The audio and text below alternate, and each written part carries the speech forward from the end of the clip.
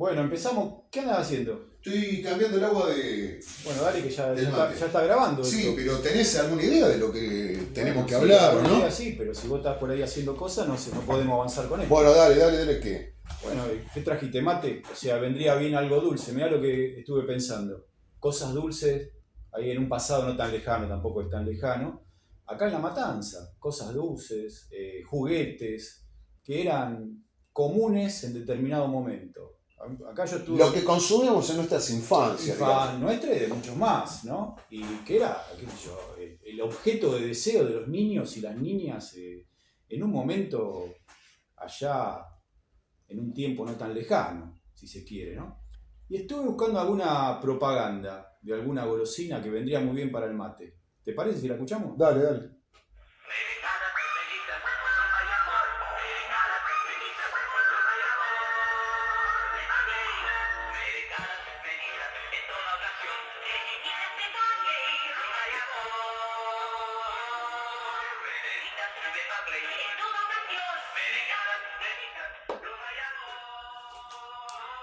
Fue un golpe bajo, che, lo que estás poniendo. Sí, sí.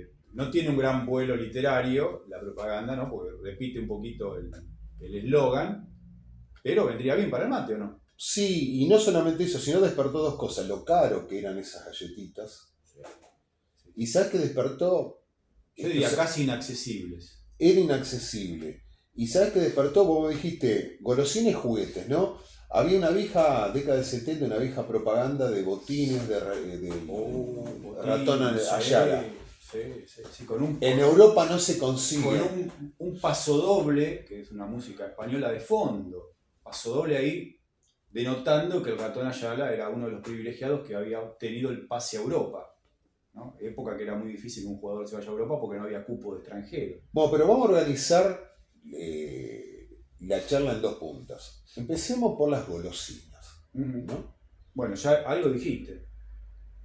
Rumba, melliza eran algo inaccesible. Lo accesible, digamos la contracara, era, o más o menos, era un paquetito de una galletita llamada Manon, que eran insípidas, no tenían chocolate. O las Lincoln. O las Lincoln, bueno, era un paquete un poco más grande. El Manon era más económico, eran unas galletitas insípidas con un poquito de vainilla, un gusto a vainilla, que no tenían ni chocolate, ni dulce de leche, ni crema. Eran 4 o 5. Muy triste esa galletita, pero para nosotros era un lujo las manos, ¿no? Sí, se me viene, no es nuevo lo que voy a decir, se me viene la imagen una Iorio, el cantante de Almafuerte, que siempre repetía una vieja frase que nosotros la hemos sufrido, ¿no? ¿Qué sé yo? Vos salías a transitar por determinado lugar de La Matanza y te antojabas con una golosina. Y la respuesta de tus viejos siempre era la misma, ¿no? En casa hay fruta. Casa hay fruta. ¿Qué tiene que ver con la golosina? Claro, en casa hay fruta, ¿no? A mí me parece que nosotros había toda una idea de deseo, de sentimiento de deseo de determinadas golosinas que eran inalcanzables o cuando te llegaban eran fiestas. Bueno, o nuestros padres trabajaban con la semiótica y lo que estaban diciendo era, no, en realidad este es un símbolo inalcanzable, ¿no? Y vos comes fruta, porque esto es inalcanzable. Nos estaban diciendo justamente lo que hablábamos recién, ¿no? El precio elevado que tenían esas golosinas, ¿no? Que le daba para nosotros un valor impresionante. Por eso ir al kiosco era lo que ahora sería, no sé, ir a un shopping de primer nivel, a un lugar carísimo. Sí, yo me acuerdo, a ver, consumos elementales, ¿no? Caramelos. Y los más baratos eran los media hora. Y horribles. Horrible. Más, vos lo chupabas para que dure media hora. Sí. Segunda, esos caramelos de limón artesanales que eran horribles también. ¿Sí? Las peligrosas mielcitas. Las mielcitas. Peligrosas porque era una envoltura en plástico terrible, que si el niño, digamos, se sobrepasaba, porque la mielcita que llevaba, que uno chupe esa mielcita hasta que se acababa, y estaba el riesgo de tragarse el plástico si uno era un poco descuidado. Y ahí estaba la mielcita que venía de muchos colores, también era muy económica, entonces, bueno, uno miraba las rumbas de lejos, los chocolates, bueno, acá, si habla de chocolate, tenemos un chocolate que, no sé si no vamos mucho de tema, paradigmático de la época. El Jack, decís vos. Comprarte un Jack era, la colección siempre estaba incompleta, porque traía un muñequito y tenías dos. El Jack era inalcanzable. Quizá lo que era más alcanzable era la vieja barra de chocolate Águila, que estaba la propaganda. Muy amarga era, pero sí, sí, sí. Claro, pero se compraba y la repartían entre todos los hermanos que vos tenías. Claro. Y también había cuestiones que tenían que ver con la forma de una merienda. No era una merienda con galletitas. Era una merienda con pan, manteca y dulce de leche, ¿no? Pan tostado en lo posible, con dulce de leche, manteca y a veces manteca y azúcar. Y bueno, si vamos al caso, en la actualidad te están diciendo justamente eso, que te alejes un poco de lo ultraprocesado de la golosina y vuelvas un poco a cuestiones más artesanales, como era ese pan con manteca. Y no solamente eso, sino lo que era también era una frustración permanente ir a comprar el famoso Topolín. El Topolín. El chupetín con sorpresa. Sí, siempre traía lo mismo. Claro. Traía una aletita, me acuerdo que vos la frotabas, era como una hélice, o traía una lanchita horrible de plástico. Sí. No tenía mucha alternativa el Topolín. A ver, el Topolín era muy barato, me parecía. Era muy barato. No eran las famosas paletas grandes, ¿no? Sí, no era el huevo Kinder. No había huevo Kinder en esa época, me parece, pero lo que sería huevo Kinder sería una paleta de las grandes, ¿no? Un chupetín grande que era carísimo también, era casi inaccesible. Sí, las golosinas tenían esos bemoles que más que nada era algo que estaba en la vidriera, ¿no? Era como el tango ese, ¿no? El chiquilín que miraba de afuera. Sí, no sé y bebidas también icónicas, ¿no? A ver. Una Sindor en botella de vidrio, la tomabas de a poquito porque vos decías, wow, estoy en Nueva York, más o menos. Como diría un viejo entrenador argentino, un elixir. Era un elixir tomarla así. En botella de vidrio era un viaje de ida al placer, ¿no? A mí me evocaba un lugar que no conocía, una tarde en el Caribe, ¿no? Una tarde en el Caribe, hermosa, majestuosa, tomando una Sindor, ¿no? O también lo que era, digamos, algo intermedio eran los caramelos Mumú. Que vos decís, bueno, los Sus en su momento también eran primera línea, pero digamos, los más pobretones del barrio tenemos acceso a la Manon, a los caramelos media hora. Y eso te llevaba al camino de los que iban a ser los juguetes, ¿no? Porque podríamos hacer un pequeño apartado, porque si vos tenías acceso a cierta golosina de un nivel más o menos acomodado, podrías acceder ya a la figurita. Claro. La figurita no se comía, porque la figurita era para llenar un álbum. Y tenía un costo la figurita, ¿no? Que no era tampoco barata. Y que, bueno, tenía que tener mucha suerte que no se te repitan las figuritas en un mismo paquete. Entonces vos comprabas un paquete y después te ibas a otro kiosco y comprabas de la misma colección otro paquete de figuritas. Eso ya te llevaba al mundo del juguete, ¿no? Porque el álbum, ¿qué sería? Una especie de juguete didáctico, ¿no? Sí, lo que pasa es que con la figurita también tenías dos posibilidades de acceso, ir a comprarlas o se armaban jugabas con otro para tratar de ganar la figurita. A muerte de figurita era, ¿no? Porque era, ¿no?, la famosa... El tacho, por ejemplo, era un tachito con piedras que se tiraba a ver quién volteaba el tacho, o el chupi, que era que vos que le dabas... el chupi era maravilloso, que tenía que tener cuidado que alguien no se moje un poquito la mano y le quede pegada la figurita y te la da vuelta enseguida, ¿no? A ver, había todo ese tipo de cosas, pero antes de pasar a los juguetes me gustaría cerrar también lo de las golosinas, los chiclets, ¿no? Yo soy anterior a la existencia del bazooka. Y lo único que había era la cajita Adams. Pero no la cajita grande, sino la que venían los dos chicles. Bienvenida a la colonia, ¿no? Bazooka, digamos, un arma de la guerra, y Adams, digamos, un nombre muy latinoamericano, ¿no?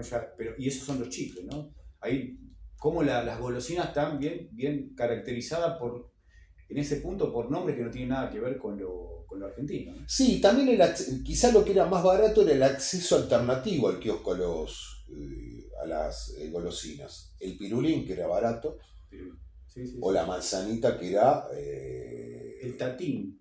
El tatín era un chupetín. Chupetín que muy... Tatín, eso sí era argentino, ¿no? El tatín era económico, era una especie de caramelo con un palito, ¿no? Era un chupetín, un caramelo hecho chupetín. Muy económico, que enseguida desaparecía porque estabas chupando un caramelo con un palito, y ese era el famoso tatín, ¿no? Sí, o lo mismo si vos tenías parientes, yo iba a Salto, también a la zona de Rosario, la famosa bauquita, que era como una especie de dulce de leche. Una vaquita era, ¿no? Que era el logo era como una vaquita. Era como bauquita, pero bueno, venía en una cajita y era un pedazo de dulce de leche secado, más o menos. Sí. Digamos, había diferencia de consumos marcada, ¿no? Sí.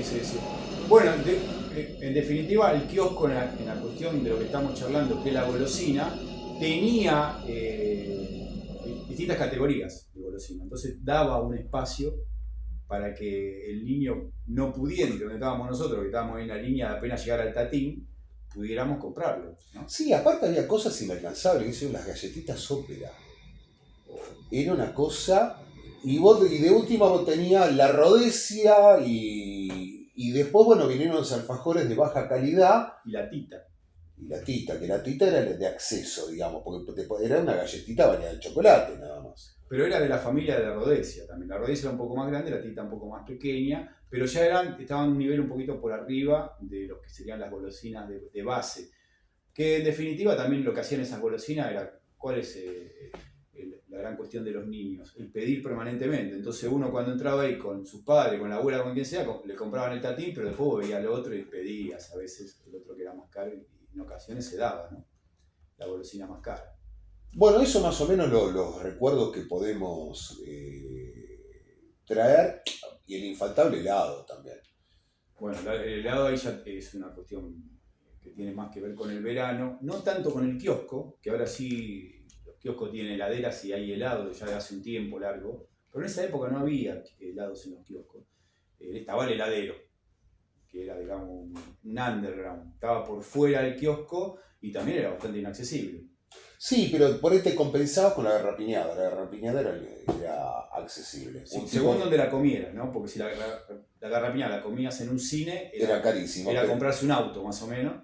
O la comprabas en un circo, preferible dar una vuelta arriba del león, porque la garrapiñada del circo es carísima también. Entonces la garrapiñada en el kiosco únicamente, ¿no? Pero la comprabas ¿cómo es? En una parada de colectivo y te comprabas 3 paquetes por, qué sé yo, 100 pesos actuales, no sé. Claro, por que la estaban haciendo ahí artesanal. Claro. Sí, muy...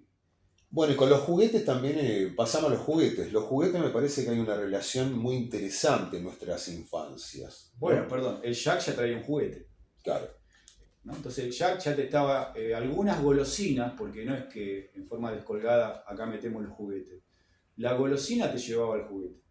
El Jack ya tenía un juguete, que eran de cuestiones importantes en esa época para los niños, dibujitos, luchadores, estaban los famosos Titanes en el Ring que aparecían en el Jack, o de dibujitos de García Ferré, ¿no? Que estaba viejito, ¿no? Y ahí aparecían en el Jack, y ahí ya vos tenías muñecos, que era la antesala de ya comprar juguetes, ¿no? Juguetes que eran de muchas características, ¿no? Obviamente de autos para niñas, muñecas, pero ya ahí la golosina te ingresaba al juguete. Y las publicidades de los juguetes que constantemente aparecían en los medios de comunicación. Entonces, otro objeto más de deseo y mucho más caro que la golosina. Las pelotas, ¿no? De distintas marcas. Vos hablaste recién de los botines, ¿no? De la propaganda de este jugador que hablaba. Sí, los más berreta eran los sacachispas, que era de tela. Después vino algo más avanzado que eran los fulvencitos.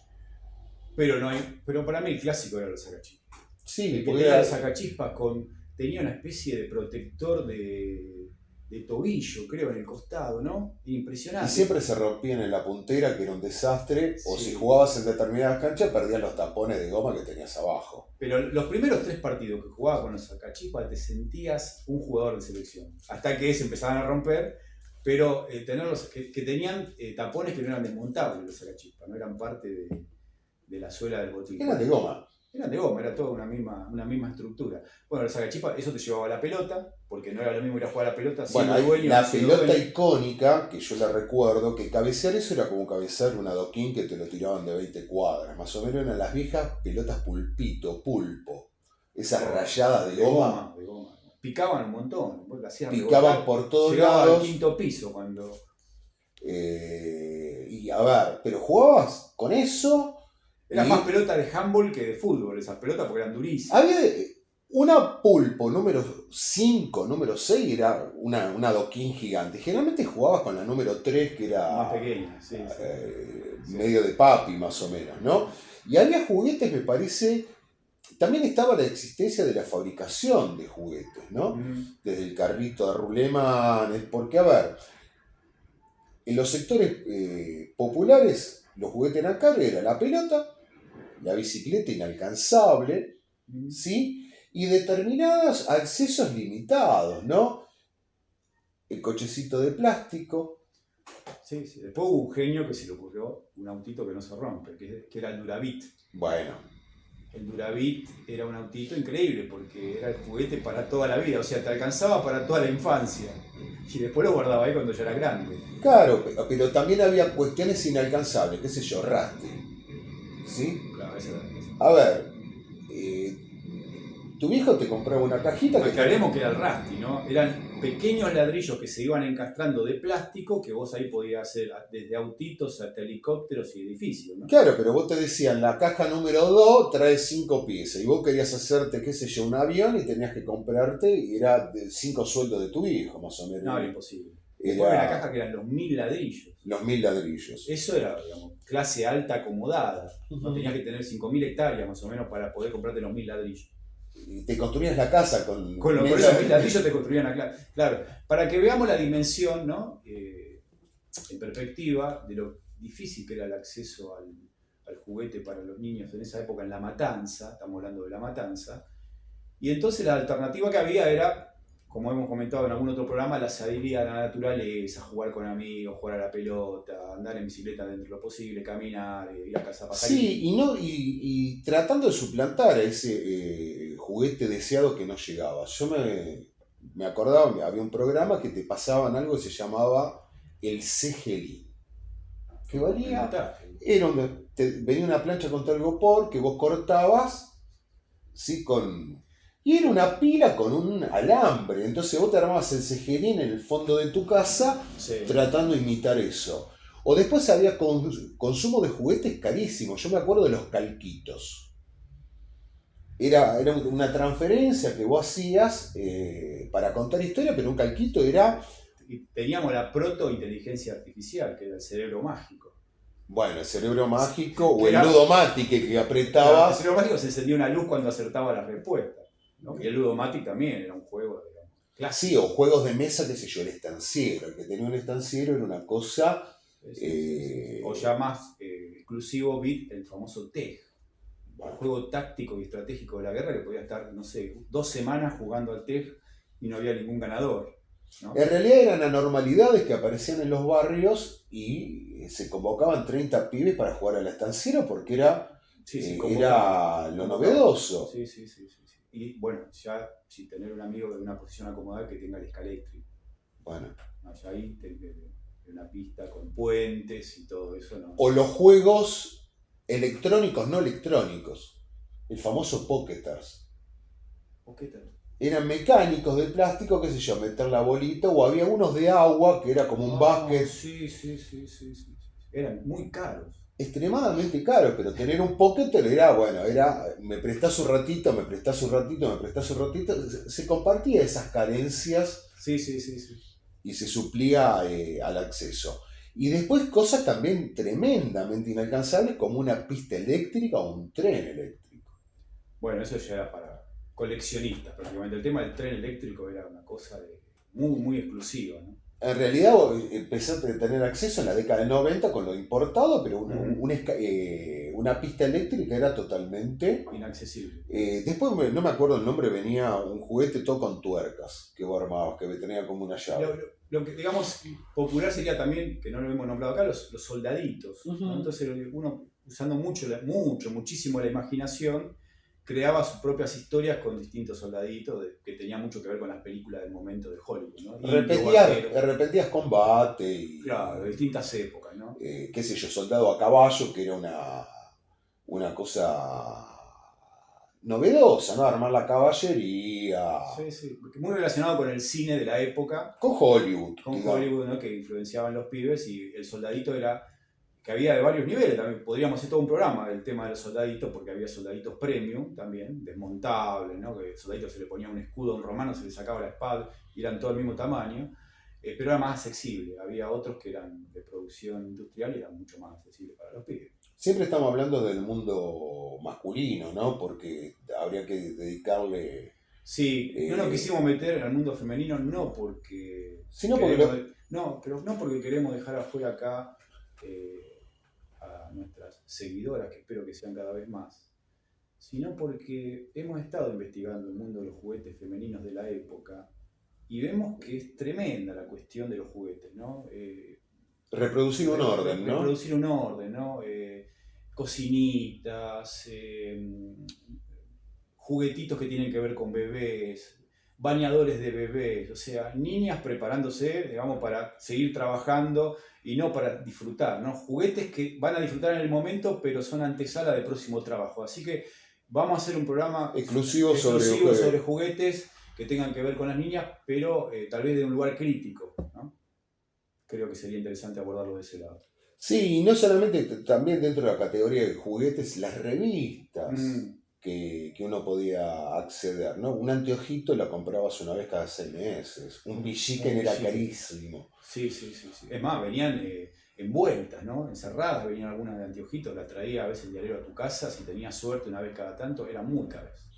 Eran muy caras y eran utilizadas también en la escuela. Sí, de última vos suplías con la lectura de Paturucito, de Lupin, que eran revistas más accesibles. El Condorito, que tenemos hoy no avancemos sobre eso. A ver, se daba cosas más interesantes, pero también recargamos siempre esto, la actividad lúdica no individual, sino colectiva. Sí. El póker, la pelota, a ver, implicaba qué cosa. ¿Cómo es? Compartir entre pibes.